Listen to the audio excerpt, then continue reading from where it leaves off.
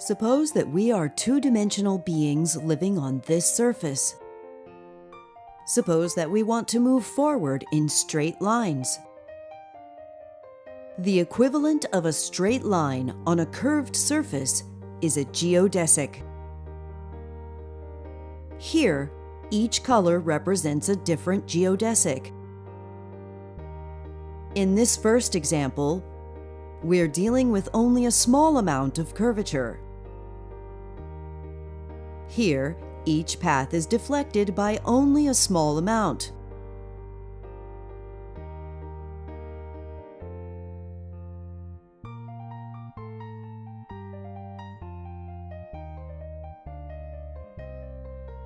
For example, the green and red paths start out close together, and they are deflected by slightly different amounts.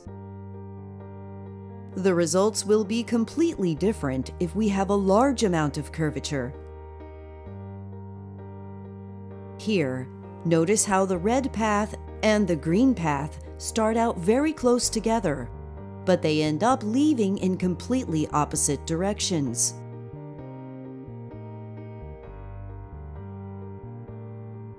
This is shown for a curved two-dimensional space, and this can also be extended to higher dimensions. However, there are important considerations that need to be taken into account when applying this to the four-dimensional space-time of general relativity, and this will be discussed later in this video.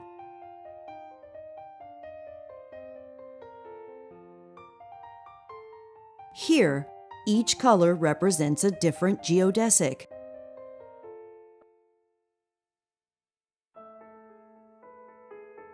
Suppose we want to get from one side of this hill to the other. The path going directly over the hill is a geodesic, but going around the hill involves a much shorter distance.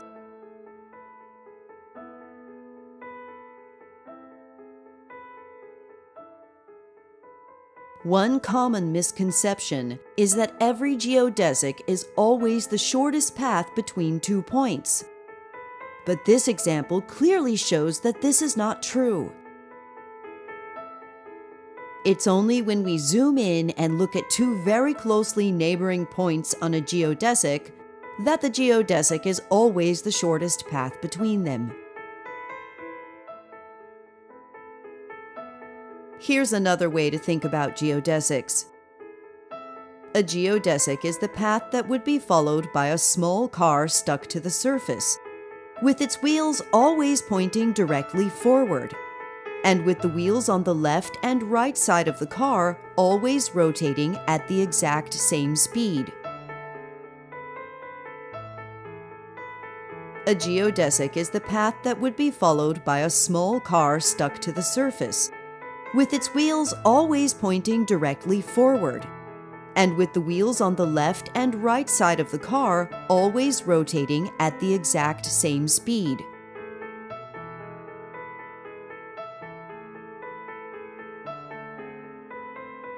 In this next example, the different colors are all just different parts of the same geodesic.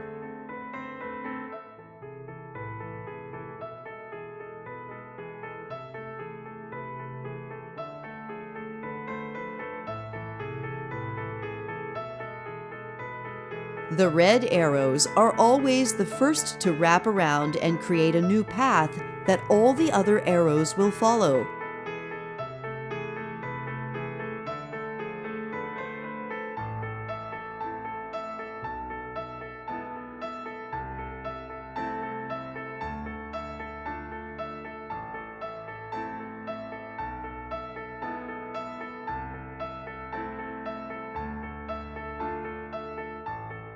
The red arrows are always the first to wrap around and create a new path that all the other arrows will follow.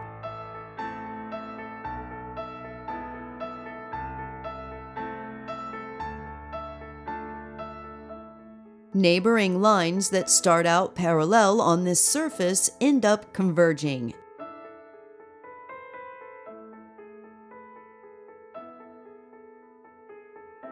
Neighboring lines that start out parallel on this surface end up converging. Neighboring lines that start out parallel on this other surface end up diverging.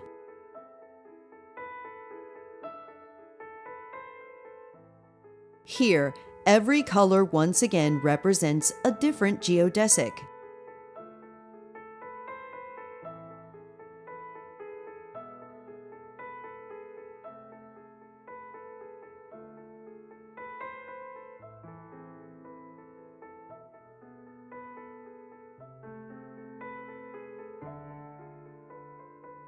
Let's now consider yet another example.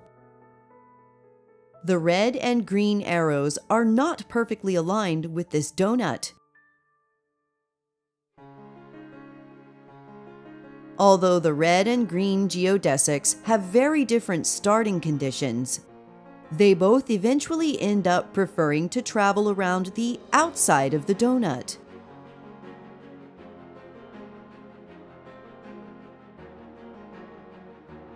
And now, the point of no return.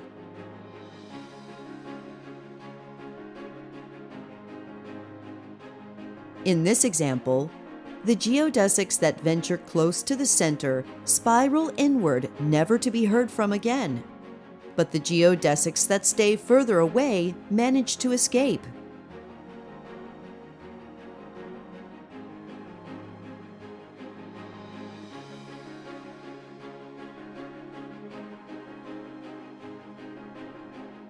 The geodesics that are swallowed continually spiral downward, whereas the geodesics that escape spiral back upwards.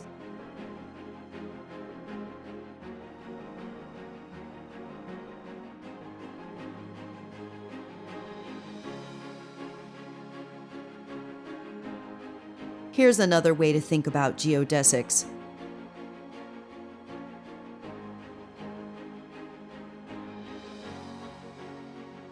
Suppose we zoom in very closely so that the curved space can be approximated as being flat.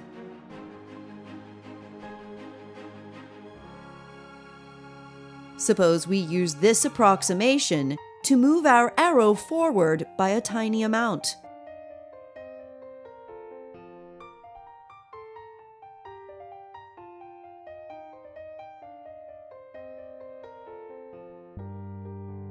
We now correct for the fact that the space is not flat by rotating our arrow along the line perpendicular to the surface.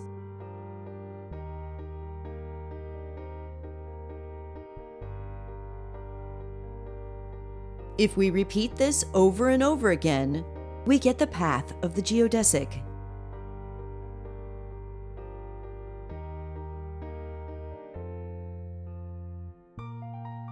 One thing that all these examples have in common is that the curved space is represented as a two-dimensional surface embedded in a three-dimensional space that obeys Euclidean geometry. This can be misleading, as the curved four-dimensional space-time of our universe does not necessarily need to be embedded in a space of more than 4 dimensions in order for general relativity to work. It could just be that the universe we live in is simply not governed by Euclidean geometry. In cases where we're traveling at a speed far less than the speed of light, and Newtonian physics gives us accurate approximations, contrary to popular belief, the apparent force of gravity has little to do with the curvature of the 3 spatial dimensions relative to each other. In these cases, the apparent force of gravity is primarily due to the curvature of the time dimension relative to the 3 spatial dimensions. This is explained and visualized in the video titled "Gravitational Time Dilation Causes Gravitational Attraction." More information is available in the other videos on this channel, and please subscribe for notifications when new videos are ready.